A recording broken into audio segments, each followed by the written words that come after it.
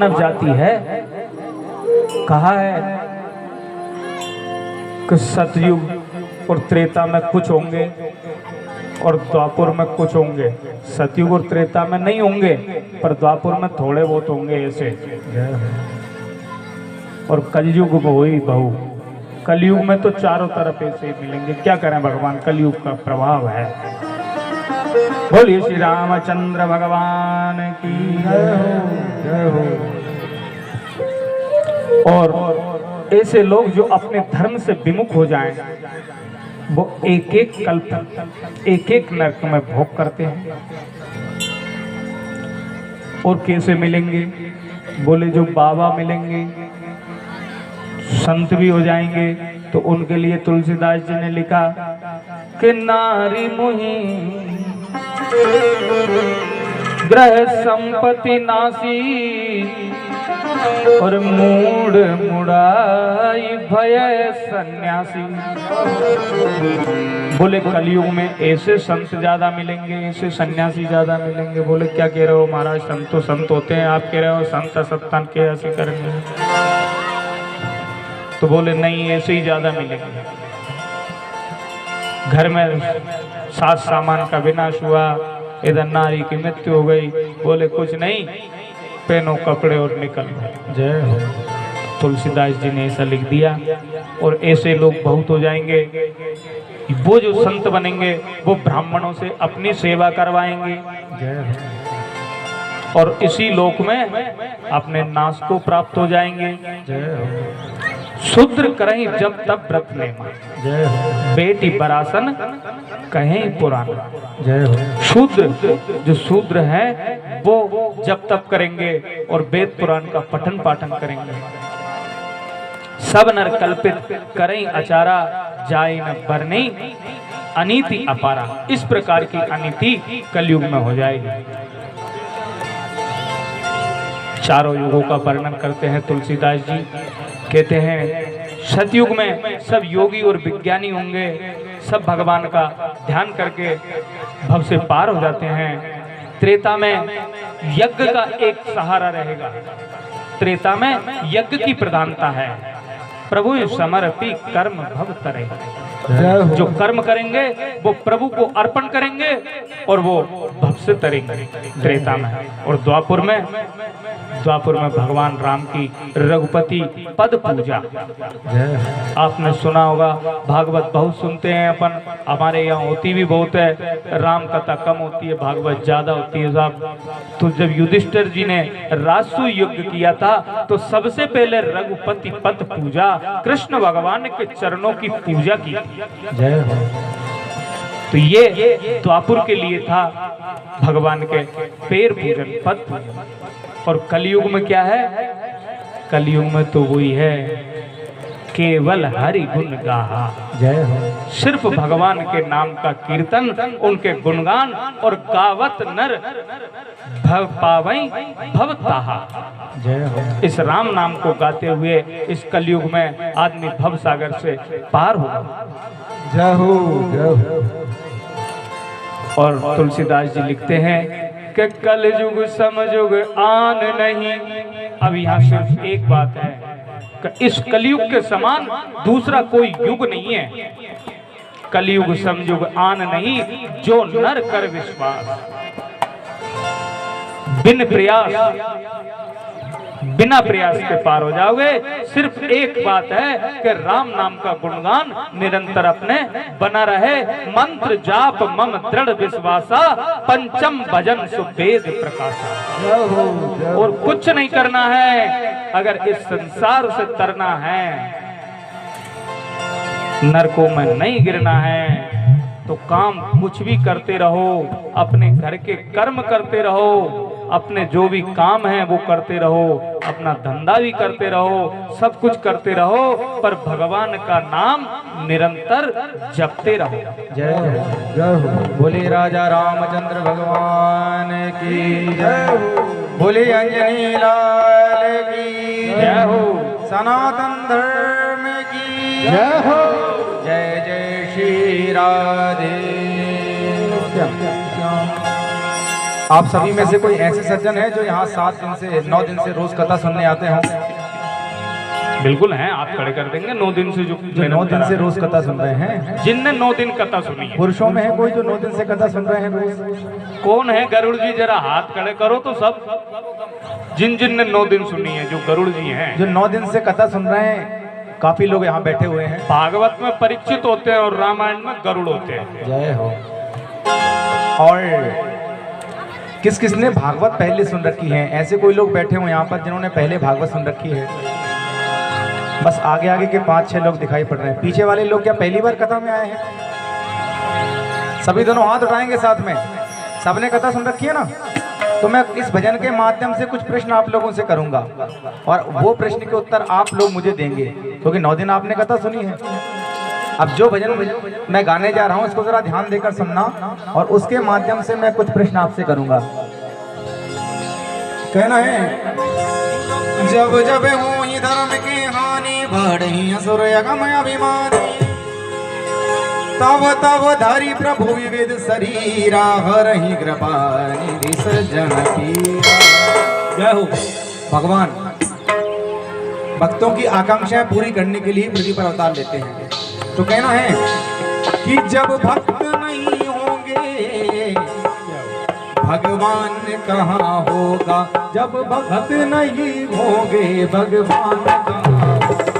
जब भक्त नहीं होंगे भगवान कहाँ होगा? जब भक्त नहीं होंगे भगवान। ऐसा कोई विद्वान जो आपकी नजर में हो, जो हमारे 18 पुराणों, 6 शास्त्रों और 4 वेदों के अनुसार जिसके समान विद्वान कोई दूसरा नहीं हुआ, ऐसा कोई विद्वान है आप लोगों में से किसी की नजर में? पुरुषों से भी ध्यान देने की बात करता हूं। किसी को कोई भी जवाब वो हाथ खड़ा कर सकता है। हाँ,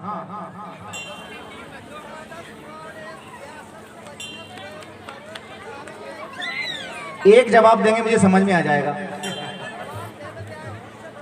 भगवान वेद व्यास जी, उनके लिए ताली बजाइए सभी लोग एक बार। जय हो।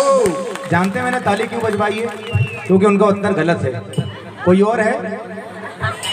और कोई है? उन्होंने संस्कृत का एक बहुत अच्छा श्लोक बोला है, परंतु उनका उत्तर गलत है और मेरी बात से वो सहमत हो जाएंगे। आप ध्यान रखें, मेरी बात में अगर आपको सहमति हो तो ही आप ताली बजाएंगे साथ में। और कोई है? बताओ किसी को हो। कोई है हमारे कमलेश जी पंडित जी के अलावा?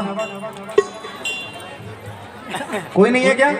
अच्छा, मेरी बात से अगर सहमत हो, हाँ भक्त, ताली बजाइए इनके लिए एक बार सभी लोग, क्योंकि इनका उत्तर भी गलत है। और कोई है? अगर मेरी बात से सहमत हो तो सभी कीर्तन में ताली जरूर बजाना। मेरे हिसाब से वो व्यक्ति है रावण। सहमत है सभी लोग? रावण से बड़ा विद्वान संसार में कोई दूसरा नहीं हुआ, न कभी होगा। तो कहना है दोनों हाथ उठा करके, पर रावण से जैसा विद्वान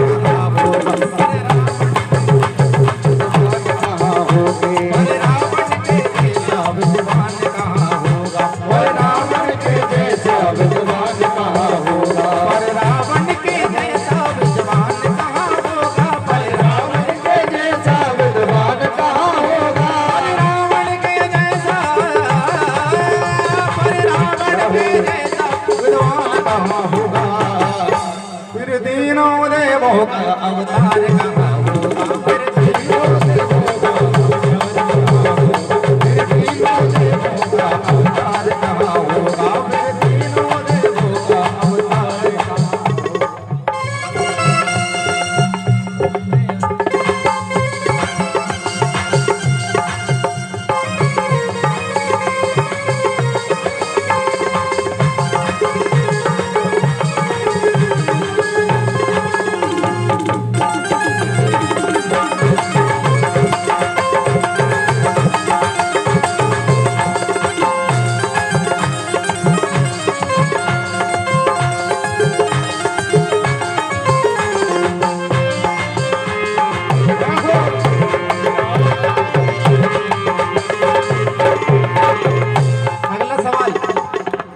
सवाल भागवत से आता है, ये पहले बता दूं मैं आप लोगों को। कहना है, धनवान हुए लाखों धनवान तो होते हैं, धनवान हुए लाखों धनवान तो होते हैं, धनवान हुए लाखों धनवान तो होते हैं, धनवान हुए लाखों धनवान तो होते हैं, धनवान हुए लाखों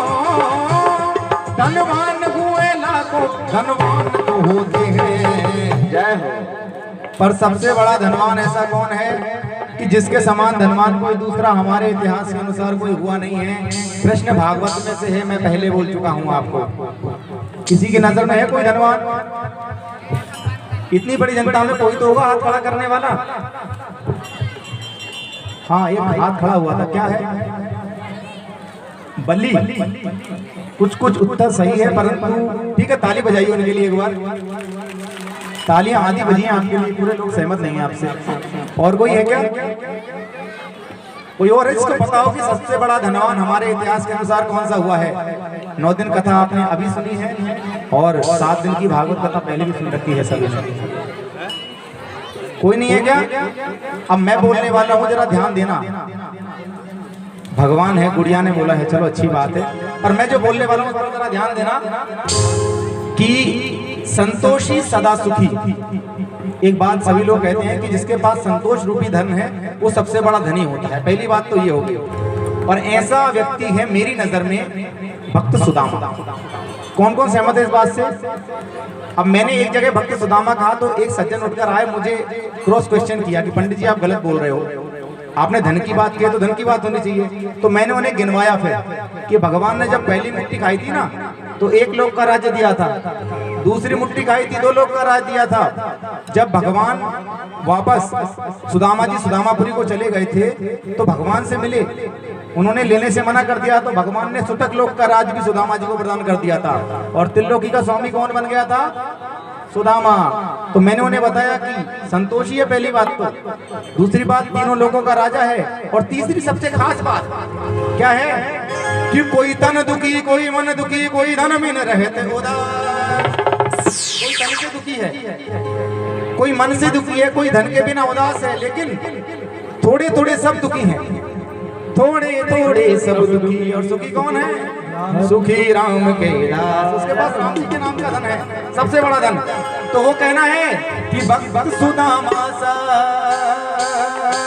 पर भक्त सुदामा सा धनवान कहाँ होगा? और भक्त सुदामा सा धनवान कहाँ होगा? और भक्त सुदामा सा धनवान कहाँ होगा? और भक्त सुदामा सा धनवान कहाँ होगा? पर भक्त सुदामा सा धनवान कहाँ होगा? आप लोग या तो मेरे उत्तर से सहमत नहीं हैं या आपको कीर्तन में आनंद नहीं आ रहा है। अगर आप ताली बजाएंगे तो मुझे लगेगा कि हाँ आपको कीर्तन में आनंद आ रहा है और आप मेरे उत्तर से सहमत हैं। दोनों साथ में हाथ उठाकर ताली बजाएंगे।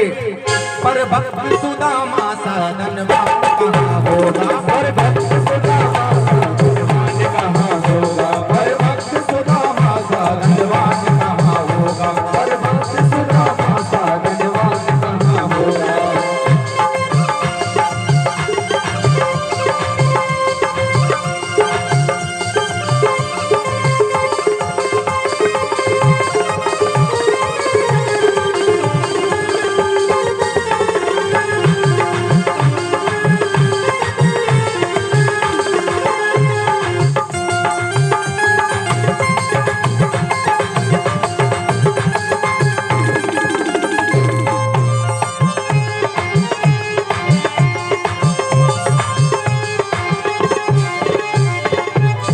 अगला सवाल, बलवान हुए लाखों, बलवान तो होते हैं, बलवान हुए लाखों, बलवान तो होते हैं, बलवान हुए लाखों, बलवान तो होते हैं, बलवान हुए लाखों, बलवान हुए लाखों, बलवान हुए लाखों, बलवान तो होते हैं। पर सबसे बड़ा बलवान, सबसे बड़ा बलवान हमारे गोपाल भैया ढोलक बजा रहे हैं, उन्होंने बताया कि सबसे बड़ा बलवान समय है। कौन कौन की बात से सहमत है? जरा खड़े हाथ करके ताली बजाएं उनके लिए। लेकिन पता है आपको उनका उत्तर गलत है। और कोई है जिसको ये पता हो कि सबसे बड़ा बलवान कौन है? और कोई है जिसको पता हो कि सबसे बड़ा बलवान कौन है?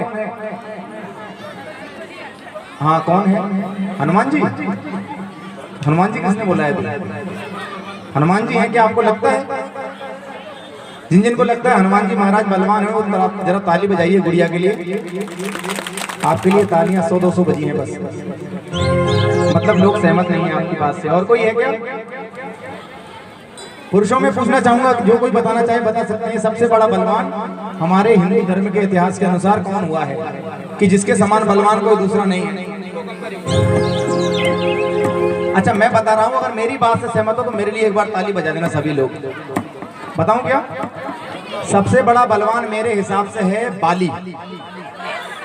आपने बोला था क्या? अब क्या फायदा? मानते हैं सभी लोग? हनुमान जी महाराज लड़ने जाएंगे वो भी हार जाएंगे, भगवान विष्णु भी लड़ने जाएंगे वो भी हार जाएंगे अगर सामने लड़ने जाएंगे तो। सही बात है ना? तो जरा साथ में ताली बजाएंगे, दोनों हाथ उठा कर बोलेंगे पर बाली के जैसा बलवान, पर बाली के जैसा बलवान कहाँ होगा, पर बाली के जैसा बलवान कहाँ होगा, पर बाली के जैसा बलवान कहाँ होगा, पर बाली के जैसा बलवान कहाँ होगा, पर बाली के जैसा बलवान कहाँ होगा, पर बाली के जैसा, पर बाली के जैसा बलवान कहाँ होगा। जब भक्त नहीं होंगे बलवान कहाँ होगा, जब भक्त नहीं होंगे बलवान कहाँ होगा, जब भक्त नहीं होंगे बलवान कहाँ होगा।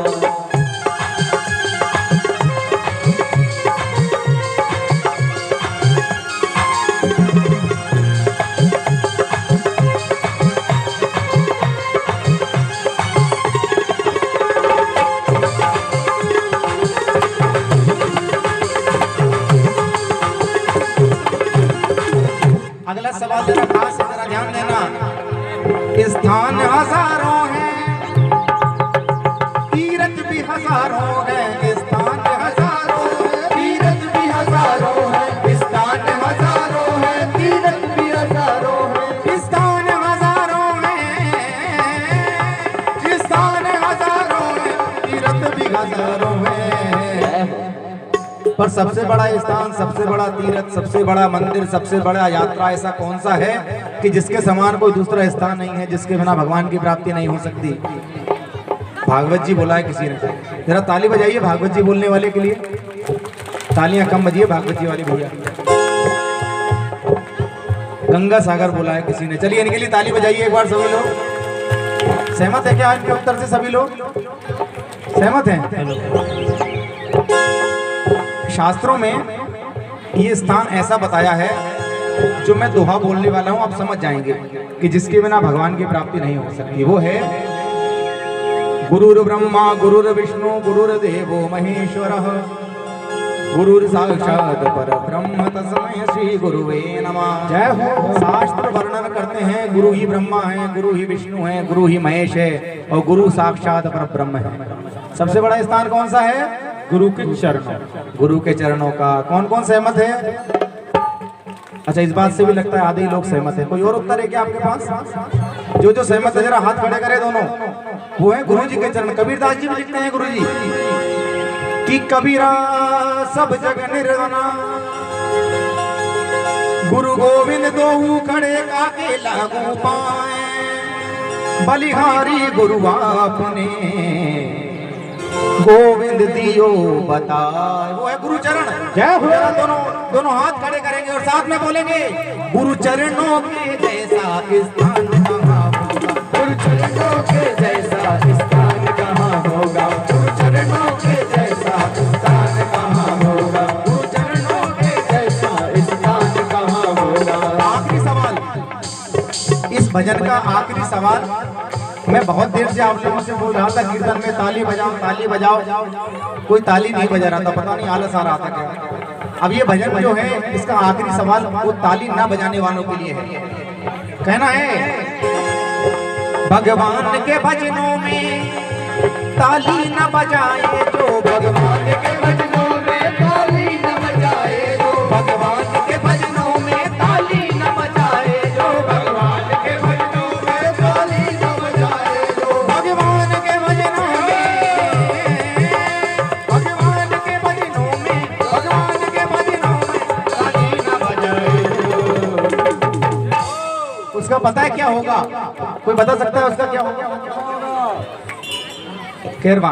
फिर अगले जन्म फिर अगले जन्म फिर अगले जन्म में वो इंसान कहाँ होगा, फिर अगले जन्म में वो इंसान कहाँ होगा, फिर अगले जन्म में वो इंसान कहाँ होगा, फिर अगले जन्म में वो इंसान कहाँ होगा, फिर अगले जन्म में वो इंसान कहाँ होगा। जब भक्त नहीं होंगे भगवान कहाँ होगा, जब भक्त नहीं होंगे भगवान कहाँ होगा, जब भक्त नहीं होंगे भगवान।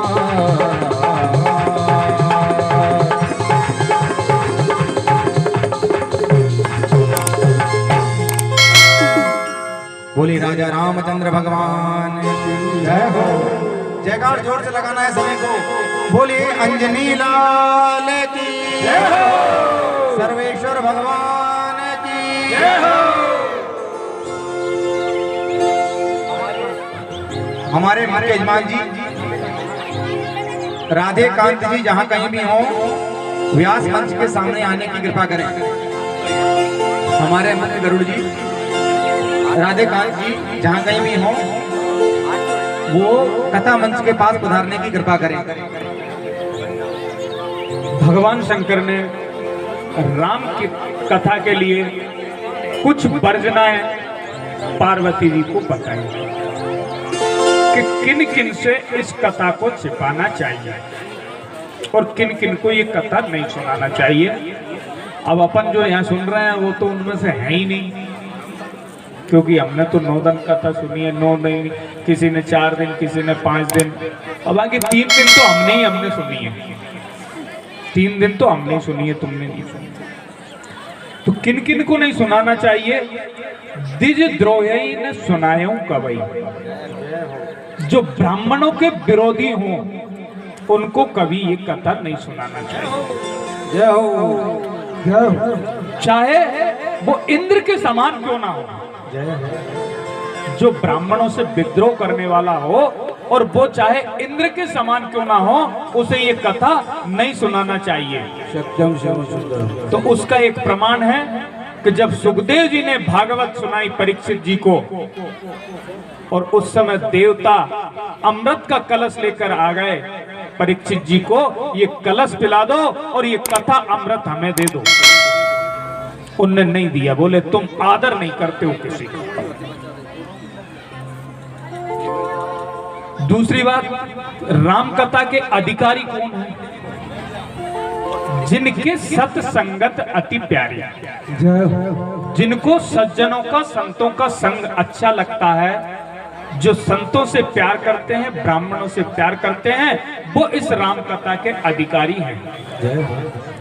और जिनकी गुरु के चरणों में प्रीति हो, जो ब्राह्मणों के सेवक हों, उनके लिए ये विशेष सुखदाई है। उनको तो ये अवश्य सुनाना चाहिए और वो रघुपति के बहुत परम प्रिय हो जाते हैं। तो राम चरण रति जो चाहे। अब राम कथा के लिए जो राम जी के चरणों में अपना अनुराग लगाने चाहते हैं, जो निर्वाण, जो मोक्ष प्राप्त करना चाहते हैं, तो भाव सहित सो यह कथा करऊं श्रवण पुट पान। बाबा तुलसीदास जी लिखते हैं, जो इस भव सागर से तरना चाहता हो वो इस कथा को कानों के द्वारा पिए। अब कानों के द्वारा क्या, पीने का सामान तो मुंह के द्वारा पिया जाता है, पर क्यों कि कथा सुनी जाती है। कथा का अमृत कानों के द्वारा ही जा सकता है। इसलिए बाबा तुलसीदास जी लिखते हैं, करऊं श्रवण पुट पान।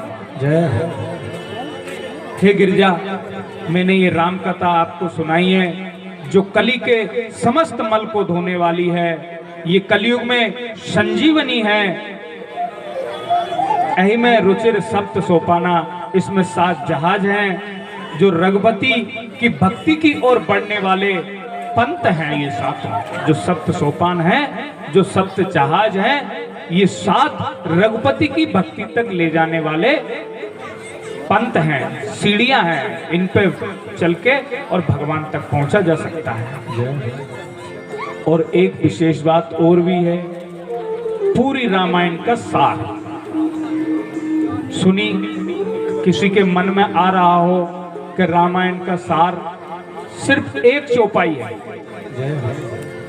मन कामना सिद्धि नर पावा, जो यह कथा कपट तज गावा।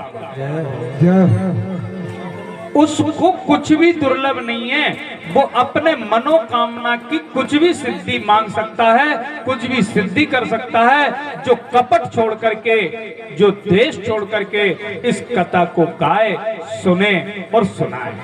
जय हो, जय हो। पार्वती जी ने कहा कि मैं कृत्य भयऊ अब,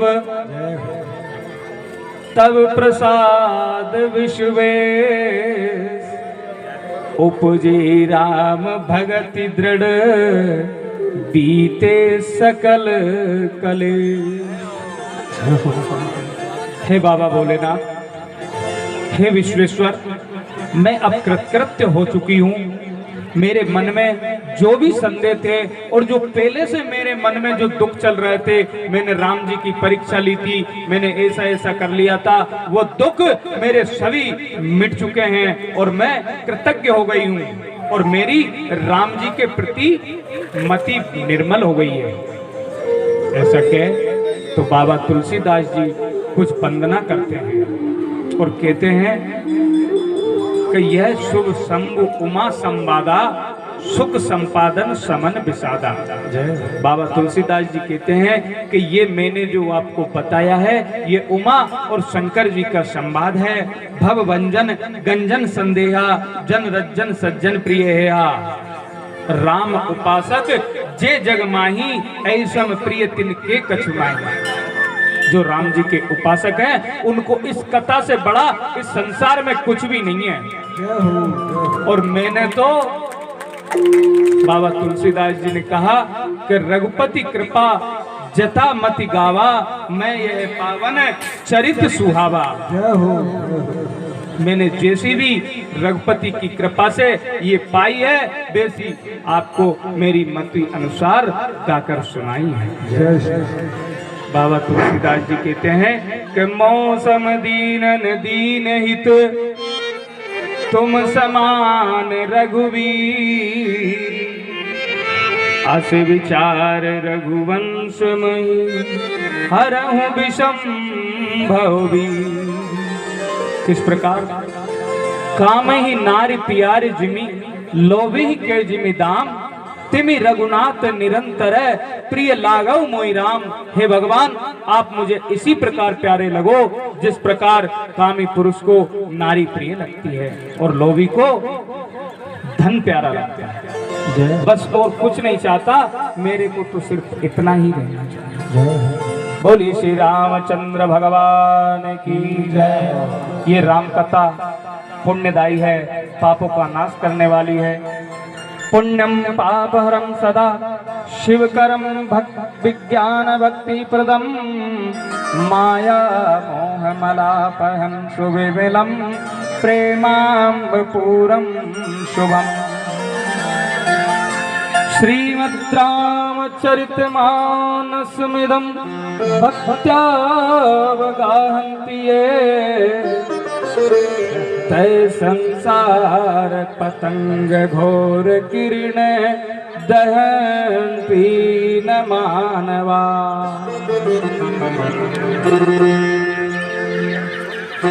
ये रामायण पुण्यों का उदय करने वाली, पापों का शमन करने वाली, भगवान शंकर की प्रिय, विज्ञान और भक्ति मुक्ति को प्रदान करने वाली, माया मोहों को दूर करने वाली, विमल मति प्रदान करने वाली, जो शंकर भगवान को प्रिय है, ऐसा ये प्रिय रामचरितमानस जो भी भक्त श्रद्धा और भक्ति से इसका गायन करेंगे, वह इस संसार रूपी भवसागर से पार हो जाएंगे।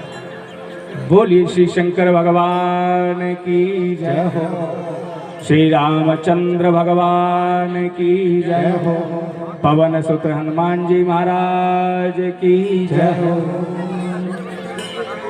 हाँ देखिए भाइयों, अभी हमारे जो व्यास गादी पर बैठे हुए पंडित जी हैं, उनके बड़े भाई साहब पंडित श्री नंद किशोर ताऊ जी श्री नंद किशोर जी महाराज का स्वागत हुआ है। बहुत बहुत खुशी की बात आई।